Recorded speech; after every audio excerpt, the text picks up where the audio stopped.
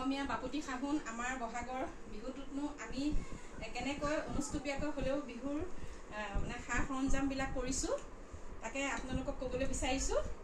যিহেতুকে আজি আমাৰ বহাগ বিহু, আজি সংক্ৰান্তি হয়। এই সংক্ৰান্তিত আমি কি কৰোঁ, গৰু নোৱালোঁ।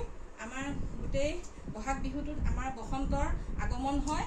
গছ লতা আৰু মানে গছ গছনিত নতুন পাত সলায় আৰু আমাৰ গোটেই সকলো ঢোলৰ বাজত, আমাৰ গোটেই তাল খোলৰ মাজত আমাৰ ঢোল বাজত মানুহ আনন্দময় হয়। গতিকে মইনো আজি কেনেকুৱা ধৰণে অকণমান বিহুটো পালন কৰিছোঁ তাকে ক'বলৈ ওলাইছোঁ। বিশেষকৈ আজি আমাৰ গৰু বিহু হয় আৰু কালিলৈ মানুহৰ বিহু। যিহেতুকে বিহু আমাৰ 7টা হয়। প্ৰথম দিনা আমাৰ গৰুক নোওৱা দিনাখন গৰু বিহু কয় আৰু গৰুৰ বিহুৰ পিছদিনা হৈছে মানুহৰ বিহু। মানুহৰ বিহুৰ পিছদিনা হৈছে গোঁসাই বিহু আৰু তাৰ পিছদিনাখন হৈছে তাঁতৰ বিহু, তাৰ পিছদিনা হৈছে নাঙল বিহু আৰু তাৰ পিছদিনাখন হৈছে চেৰেকী বিহু আৰু লাষ্টৰ দিনাখন হৈছে আমাৰ চেৰা বিহু। গতিকে এনেকুৱা নিয়মতে আমি কৰিবলৈ বিহুটো আগবাঢ়ি যাওঁ। আনন্দ হয়, সকলোৰে আনন্দ হয়। গতিকে আমি এই বিহুটোত বিশেষকৈ আজি গৰু নোৱাৰ পিছত আমি ধুনীয়াকৈ আমাৰ দেউৰ আৰু মোৰ হাজবেণ্ড, আমাৰ জাজনী আৰু এজন দেউৰ আছিলে, তেওঁ আহিব পৰা নাই। গতিকে তেখেতসকলক আমি এতিয়া ধুনীয়াকৈ, মইনো কেনেকুৱা ধৰণৰ বনালোঁ, আজি খুব এটা বেছি বনোৱা নাই। কোমল চাউলৰ দৈ গাখীৰ, ম'হৰ দৈ সৈতে তেওঁলোকক দিছোঁ আৰু কেইটামান পিঠা বনালোঁ, লাডু বনালোঁ আৰু কেইটামান আমাৰ এইটো হৈছে তেল পিঠা। এইটো গৰমে গৰমে এইমাত্ৰ মই বনাইছোঁ, তেওঁলোকক মই খাবলৈ দিছোঁ।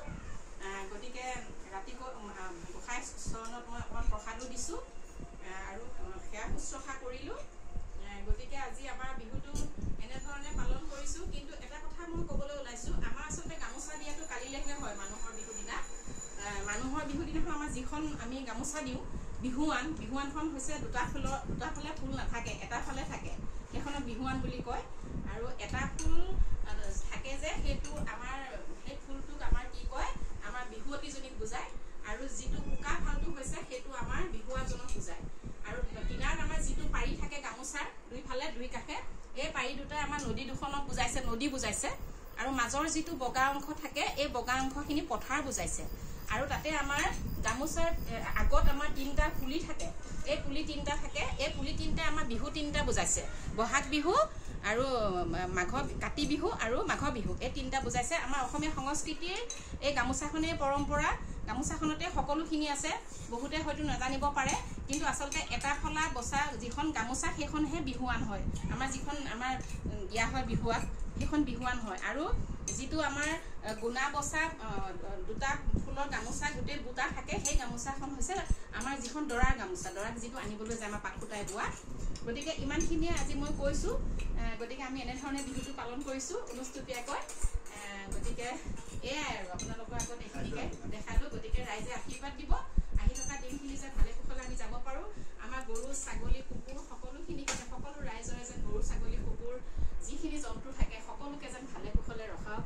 তেওঁলোকৰ যে গৰ্ভগতি সকলো যেন যি য'ত দুখ আছে সকলো খণ্ডন কৰি আজিৰ পৰা যেন আকৌ ভালে কুশলে যেন তেওঁলোকে জীয়াই থাকক, তেওঁলোক যেন দীৰ্ঘজীৱী হওক। আৰু বিশেষকৈ কালিলৈ মানুহৰ বিহু, আজি আমাৰ গৰু বিহু। গতিকে আমি এতিয়া ইয়াকে কৰিলোঁ। আমি অলপ পিছত আকৌ আমাৰ গৰু আহিব সময় হ'ব। এতিয়া আমি আকৌ জাক দিব লাগিব, নতুন বিচনীৰে গৰুক আদৰি আনিব লাগিব আৰু আমি তেওঁক পিঠা খুৱাব লাগিব। সেইখিনি কৰ্মখিনি আমাৰ আছে আবেলি সময়ত।